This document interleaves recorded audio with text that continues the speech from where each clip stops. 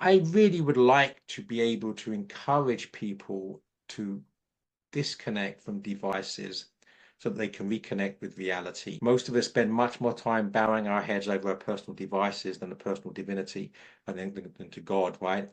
That's something we need to address. We need to be honest to ourselves about to what extent are we addicted to devices? To what extent do we feel naked without them? Because if we're addicted, then we need to tackle the addiction, whatever it is. And I think techno addiction is one of the biggest ones. Now, I'll give an example. This is personal, but I mean, I do something called dawn bathing. I don't mean bathing in the dawn, as in having a bath or a swim. I mean going out and walking. I look to my right here. We have a back meadow and a creek and the woods beyond the creek. It's very beautiful. So I like in the morning when I take the compost out, then take a walk down to the creek because every day the air is different. You know, humidity levels, temperature, freshness, the light is different depending Yeah. upon the day. And to go down to the creek and maybe you'll be surprised by some wildlife. So that's just bathing in the presence of what the poet Hopkins called God's grandeur, the grandeur of God Hmm. in creation, right? So that requires no devices or sitting on the Yeah. deck waiting for the first bat to appear or the first star to appear.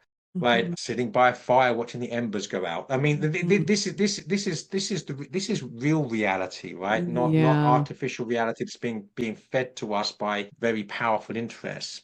So that's what I would that's probably what I would say. And on a personal level, I've been dealing with this bad wrist, and the reason I'm saying that is I tried to live by a personal philosophy for years, decades now. What I call a healthy trinity. So every day I try to find time for intellectual health, intellectual exercise, spiritual exercise, and physical exercise, this healthy Yeah. trinity.